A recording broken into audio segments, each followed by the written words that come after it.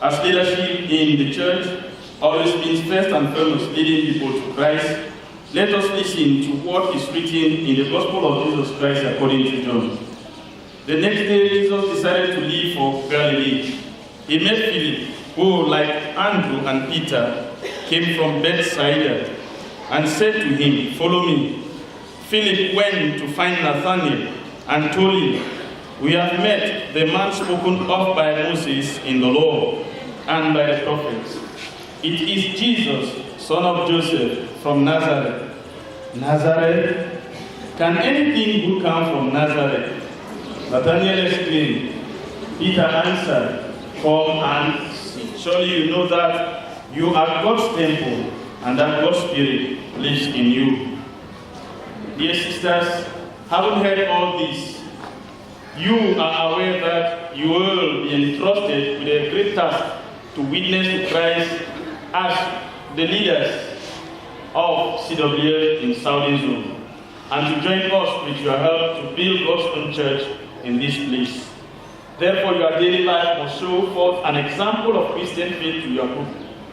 Do all members of the congregation a favor, and equally in your secular community, you will evidence the work of God or the devil in you. Therefore, you will be called upon to be regular in church attendance, in partaking of the Lord's Supper, and in other congregational activities in your local congregation, before boosting the zone to have the cadence it deserves, to direct your own life by the word of God and prayer, and to stimulate your group to serve Christ in the congregation and in the community.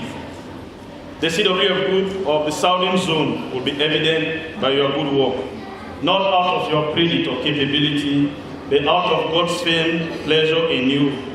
Your availability, God is going to make you to be capable. I now ask you on behalf of the Southern Zone, do you promise to perform your duties as executive members of the Southern Zone? And will you see to it that the rules of your group are obeyed and its aim promoted in accordance with the constitution of the Lutheran Church in Cameroon? Will your life be an identity and example? And will your works be refining to cajole many members to join the CWF? If this is your promise, you say, "Yes, I do. God be my helper." Yes, I do. God be my helper. The executive of the Southern Zone of CWF in Cuba Presidency, and I commend to you God's guidance by your prayer. Let us pray. Lord God, Heavenly Father, in your great goodness, you have always enriched your church with various gifts of service.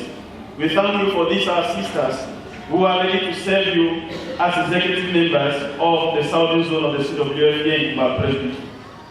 We humbly beseech you, sustain them with your Holy Spirit to perform their duty diligently and cheerfully, especially in maintaining peace and fellowship among the group members and among their houses and even in their community. Your Holy Spirit fill the heart of every member, increase and strengthen their faith and love. May those who are not opportune to have executive position here not envy those who are there to destroy their work. May they support them so that together they will build a wonderful zone. Father, you said there is a time and a season for everything. This is the time for their sisters to function. May they be the backbone and support force. May they not be a stumbling block but a stepping stone. May they not be a wall but a passage to their administration. And above all, may they pray for them, because without their prayers, they will not be able to live up to expectation. And we give you now the right hand of fellowship.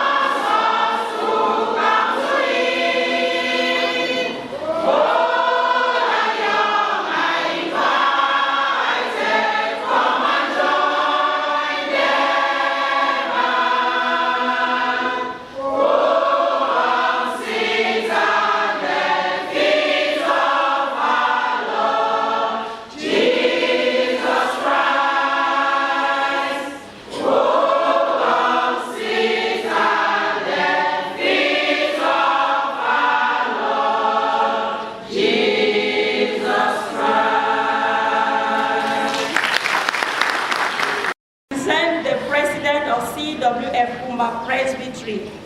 Madam Ebaimata Ebosu cannot be here because of other activities. The parish pastor, church leaders, beloved guests, dear congregation of God's people.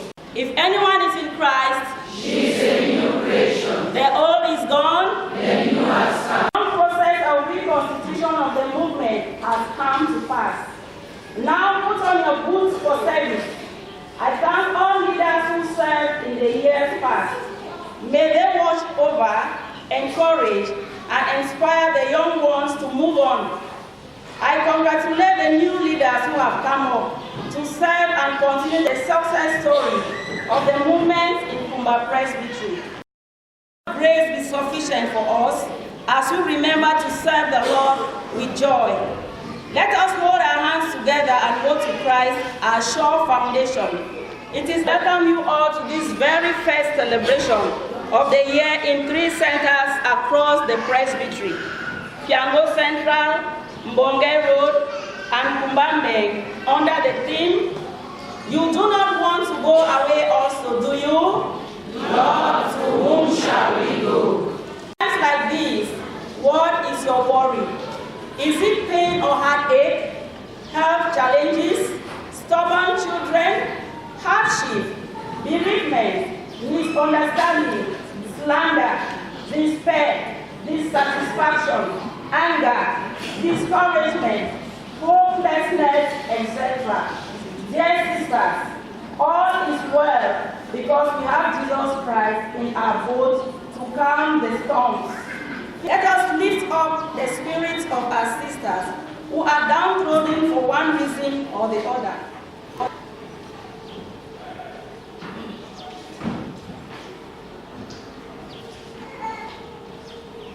Life on earth is for donation, not for duration. Father, we value the temporal time we have on this earth. Prostrate in our lives the 4 monsters that destroy us. Pride, that makes us to look low on others and make them to be envious. Bitterness, that makes us to feel that others are responsible for our misfortune. Greed, that makes us to clear the way for everybody, destroying everyone apart on our way up. And despair, that makes us, when we are falling, feeling everything is gone.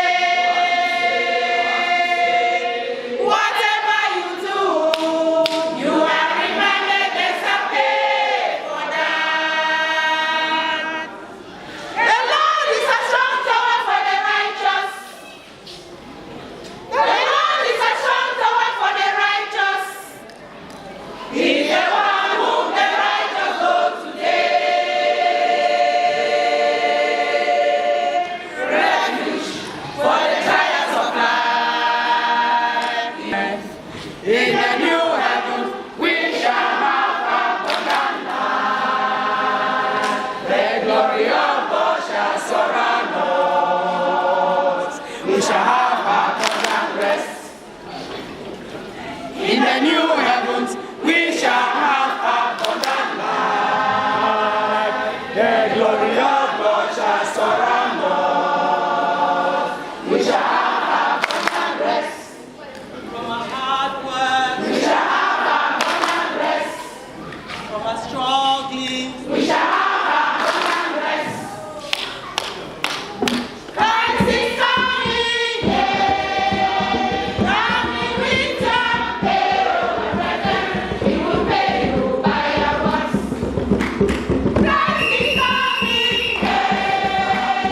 Coming return, yeah. My brethren, He will pay you by your works. God has a better plan for you.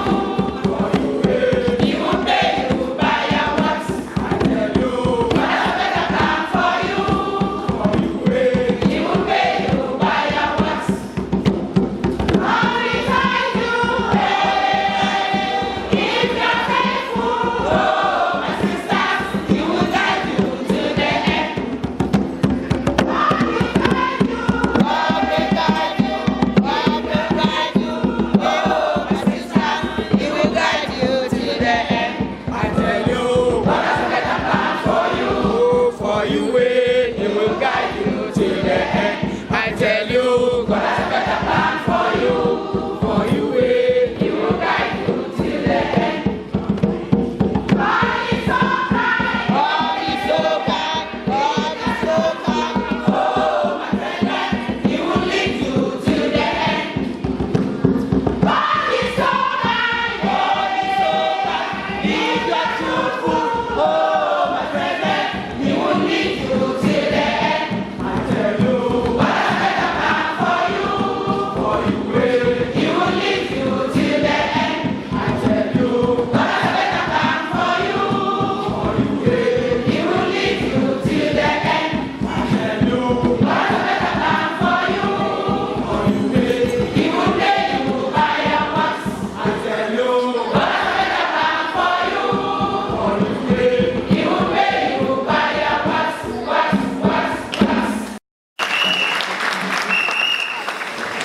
Romans chapter 4, verses 1 to 8. Abraham, our forefather, discovered in this matter. If in fact Abraham was justified by works, he had something to boast about, but not before God. What does the scripture say? Abraham believed God, and it was credited to him as righteousness. Now, when a man works, his wages are not credited to him as a gift, but as an obligation. However, to the man who does not work, but trusts God, who justifies the wicked, his faith is credited as righteousness. David says the same thing when he speaks of the blessedness of man, to whom God credits righteousness, apart from work. Blessed are they whose transgressions are forgiven, whose sins are covered. Blessed is the man whose sins the Lord will never count against him. May the Lord bless unto the reading of His holy word. Come to His name in glory and praise.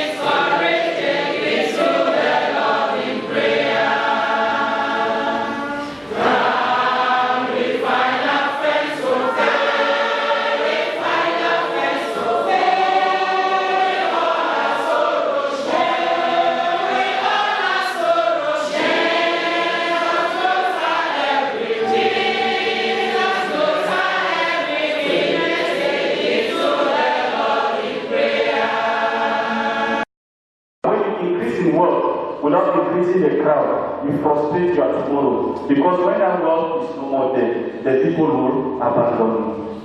And when you increase with wealth without respecting or valuing the people around you, you develop hatred, you develop jealousy, you develop animosity, and you develop division. Because you seek repentance.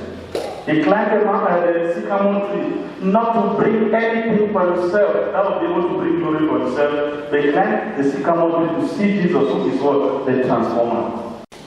I want to tell you this quote from John Toledo in his book, My Format. And he says that every passing day is another holiday.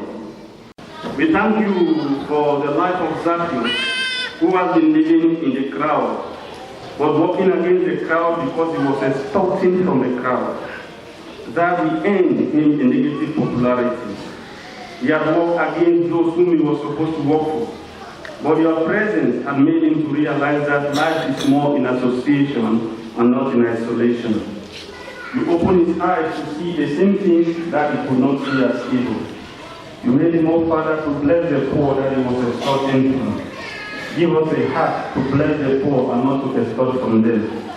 Father, thank you, God, for his repentance. His repentant heart that enabled him to commit himself to take care of the poor. You have made him to understand that covetousness is a sin, but you bless those who share because you bless the cheerful giver. Amen. The Lord Jesus Christ, every breaking day is another holiday. And so we cannot take the reference of today to make it compatible with the one of yesterday. People change every day. They may change for the best and they may change for the worst. The reference of what you knew yesterday may not be still the reference of today. Because God has tried to modify our life, and for us who live according to expectations and of God's experiences, we follow Him with all our hearts. The change in life is evident in what you do and not in what you say. The same Jesus the doctor, Jesus the transformer. We know in our daily life that you may measure the quality of a hospital by the number of patients that flock into it.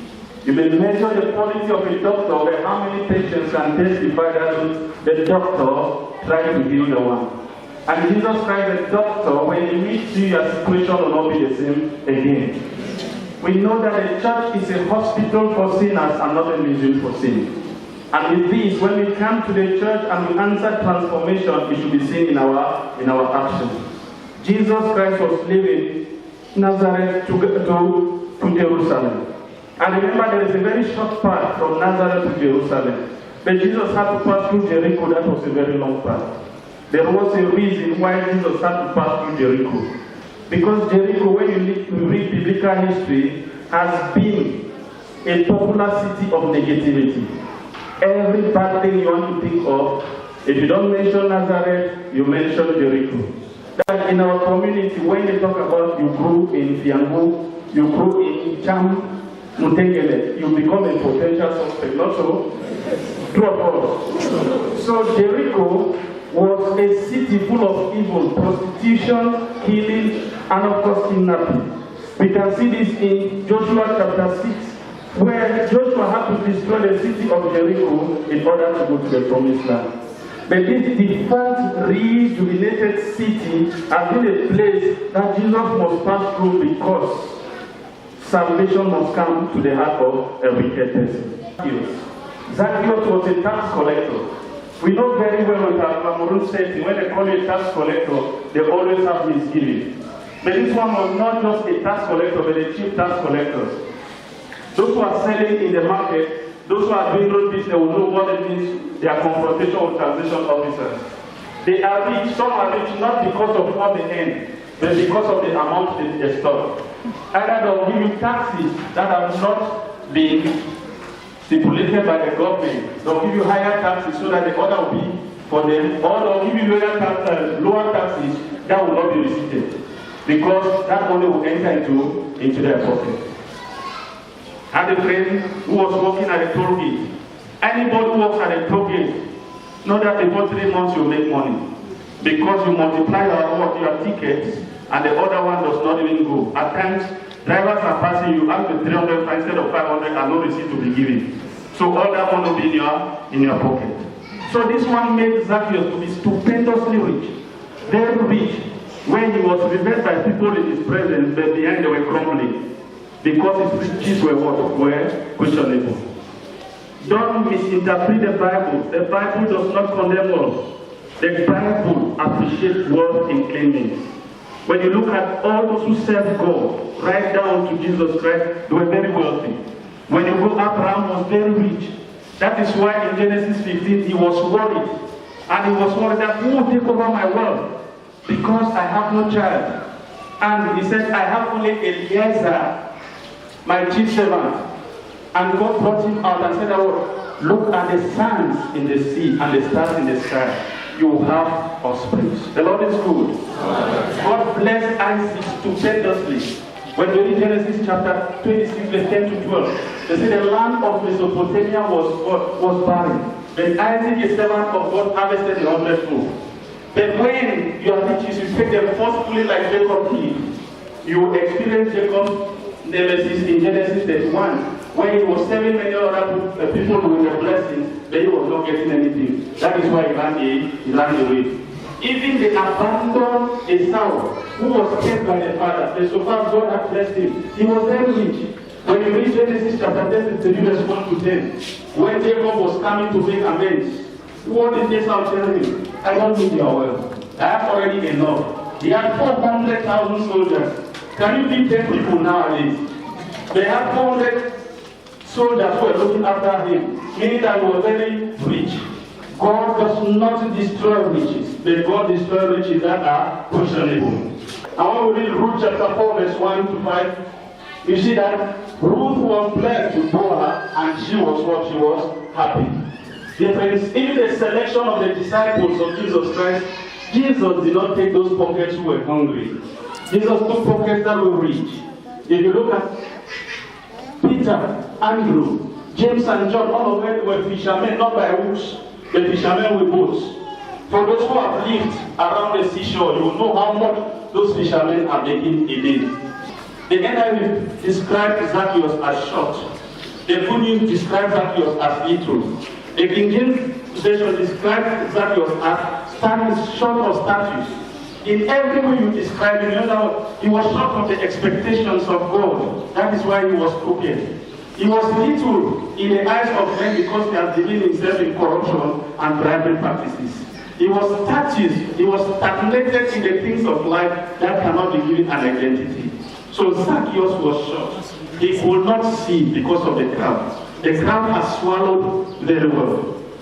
Dear Christian friends, you understand between you and me. You know that not all taxation officers you dress. There are some who treat you with humaneness. There are some who even identify with your story and support you. And there are some who are not ready to do what? To take any bribe. So it is only in the crowd that you identify that all of them are the same. But not all. Some are better. Climb a sycamore tree. Sycamore is coming from the root word sycamore. And sycamore means hard. Very hard. When we read John chapter 4 from verse 4 to 15, you see that Jesus encountered the woman at the well at Sychar. The woman at the well had the opportunity to tell Jesus that I cannot give you water. I am a Samaritan, I cannot give you water that is coming from our well. You are a Jew, not so. Now is my time to tell you that since you believe that we are not important, what happened is that you should go. Then Jesus taught this woman a lesson of repentance, not of retaliation. That is why in verse 15, this woman told Jesus, Sir, can you give me that water that I will take and I will not have thirst? This was a spiritual rejuvenation in the life of this woman, this Samaritan woman. It is the same experience that Zacchaeus is about to get. Zacchaeus climbed the sycamore tree, not hard to defend anything or to look for means to eliminate Jesus, but it is a time for restitution, a time for rejuvenation, a time for repentance. Jesus came by, and as he came by, he dictated who? He dictated Zacchaeus. Coming down in humility so that he can experience a great day in his life. He was coming to encounter the one who said, I came that you may have life and have it in fullness. He was coming to encounter the Jesus Christ who said, come unto me, all of you heavy laden, and I will give you rest. He was coming that when you serve a living God, He's going to bless you and give you life in fullness. That is the same God who told us in Mark chapter 11, 29 to 31. Everyone who leaves everything for my name's sake, father, mother, children, these in this present dispensation, I will give you a hundredfold. In Psalm 27 verse 13 is very clear. It says what? I must live to see the goodness of the Lord in the land of the living. And in Psalm 118 verse 17 is very clear. I will not die. I must live to see the goodness of the Lord. I will testify His goodness. God has given us a fine world to enjoy and to enjoy the riches. If you struggle to take them by false means, they will haunt you. Or they will name a witch or a wizard. Beware of grumblers because they will frustrate your life.